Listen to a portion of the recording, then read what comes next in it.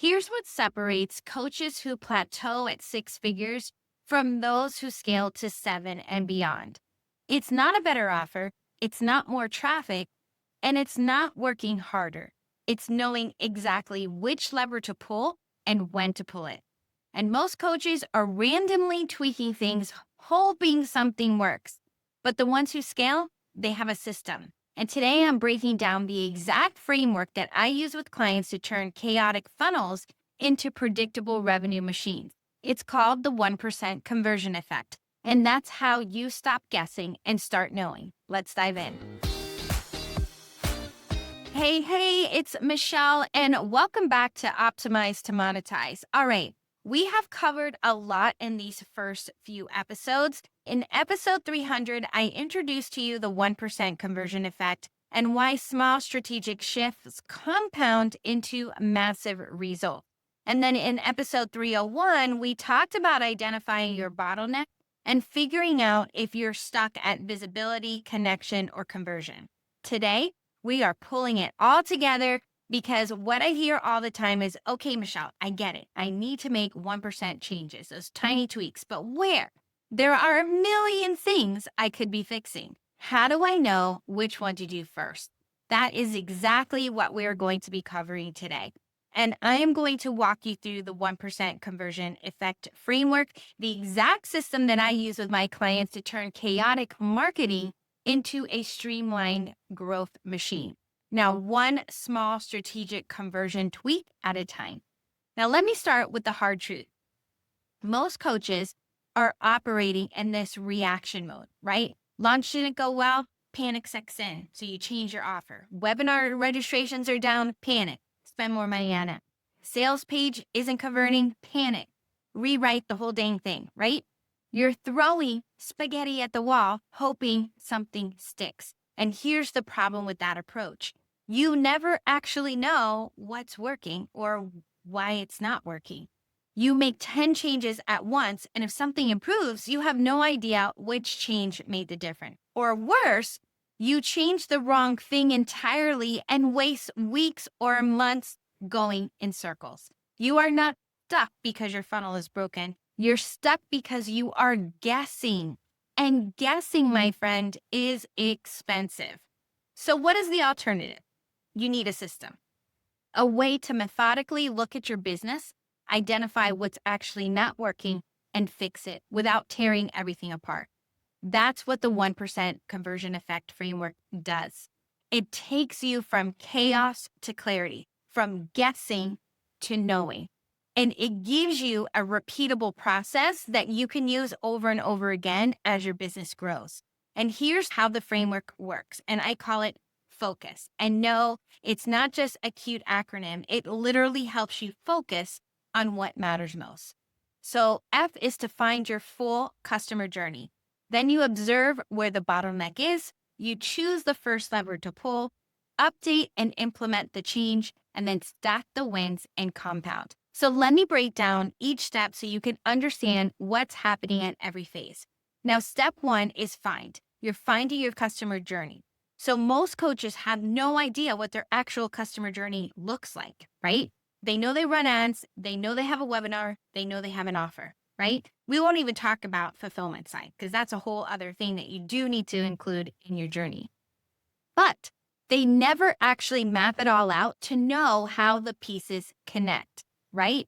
Where do people come in from? What is happening next? Where are they dropping off? Where are the gaps? If you don't have a clear picture of the entire journey from first click to raving fan, you cannot optimize it. This step is about getting crystal clear on every single touch point and the customer's journey in your business, in fulfillment, in marketing, right? It's not just your main funnel, it's all of it. Because sometimes the problem isn't just your sales funnel. It's what happens before, during, and after someone buys, or what happens in between your freebie and your webinar. You can't fix what you can't see. Step two is observe where the bottleneck is. We talked about this in episode 301, but it's worth repeating. So once you have your full customer journey mapped out, you need to figure out where things are breaking down. Is it visibility? Not enough people are coming in. Is it connection? People are coming in, but not engaging or showing up. Or is it conversion? People are engaged, but they're not buying. This is where you stop guessing and start looking at the data. How many people are hitting each stage of your funnel? Where is the biggest drop off? And on that drop off, that could be your bottleneck, right?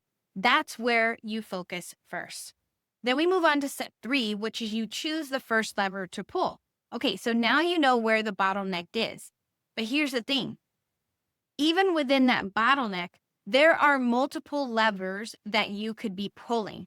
So if your bottleneck is connection, let's say, and people aren't showing up to your webinar, there's a bunch of things you could do, right? You can change email subject lines. You can adjust your email sequence timing. Maybe you add in text reminders. You rewrite your confirmation page, create a video to build excitement. So what do you do first? This is where the magic happens. You need to identify the first domino, the one that changed that, you fix it, right? It will have this ripple effect on everything else. So we call this the highest leverage shift. It's not about doing the easiest thing or the one that you feel like doing, right? It's about knowing and doing the thing that will move the needle most. And that requires you looking at your metrics and really having a good understanding of what actually is happening inside your funnel. Now, step 4, we're moving to update and implement the change. So a lot of times you may have a lot of missing parts of your funnel system. So I'm talking about an entire system, not just one particular part of your funnel or a landing page per se, or an email sequence. The system is the whole thing. So this is where you actually make the shift. You pull the lever, you make the tweak, you implement the change. And here's why that's important. You only change one thing at a time, not 5 things, just one. Because if you change one thing and your numbers improve, you know exactly what worked. Where if you change 5 things, you have no clue which one made the difference. And this is where most people mess up. They get impatient. They try to optimize everything at once.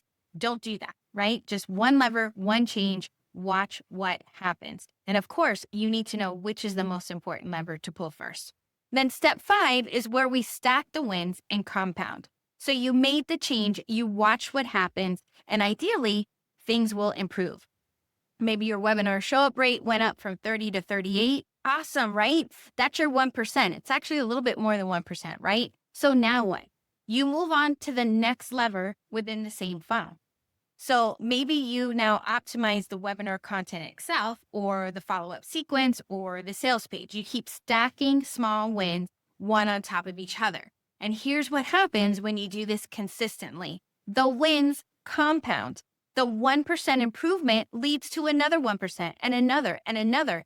And it's more than 1%. It builds all this momentum that sometimes you might have let's say the first time you do it, it might literally be 1%.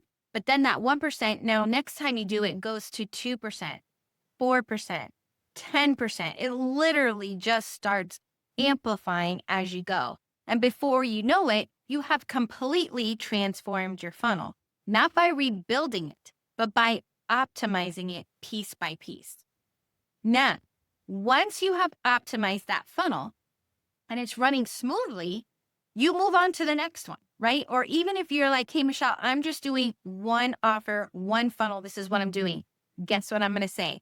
You go back and you start again with all the pieces, now identifying where the new low point is at, where that new bottleneck is. So you know which lever to pull. With all my clients, you will ask them that I don't settle for any benchmarks, right? It's like, here's the benchmark. Our goal is to hit it. And then once we hit it, now we're going to have a new benchmark or a new standard that we are looking to hit. So how are we constantly and improving this week after week, month after month, quarter after quarter, year after year? I have a client where we did this for 2.5 years straight.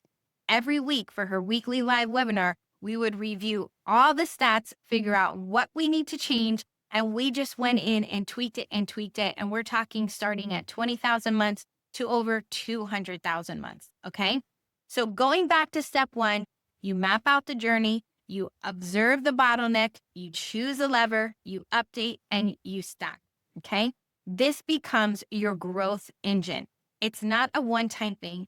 It's a system that you will use over and over again. And that's how you scale without burning out. Because remember that our environment changes. So as each new things come out, think about back to COVID in 2020.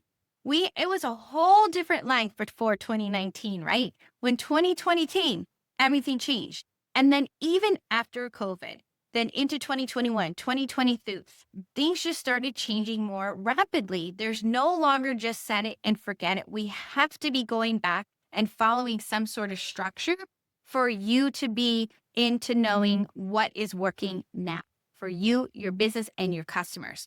So let me ask you this. Can you see how having a system like this would change everything? It's like a game changer. Instead of guessing what to fix, you'd actually know. Instead of spinning your wheels, you'd have a clear path forward.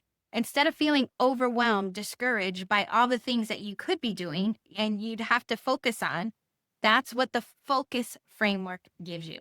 And listen, I know this probably sounds like a lot when you're hearing this for the first time. So if you want to learn more, please join me in my free masterclass called Scale Smarter, and I'll drop the link in the show notes for you to save your seat. All right, let me leave you with this. The most successful coaches are not hustling harder. They are optimizing smarter. They have built systems that work while they sleep. Their funnels think for them. Their revenue becomes predictable, and their business finally serves their life instead of consuming. And that is what's possible when you stop guessing and you start using a smarter system. If you are loving the show and it's giving you a new way to think about scaling, I have a quick favor to ask you. Would you leave a review for the podcast? It takes maybe 30 seconds and it would mean the world to me. Thank you so much for being here with me today. This is just the beginning of what we're building together on this podcast. Keep leaning into those tiny tweaks and stacking those 1% wins. Until next time, let's grow your business together.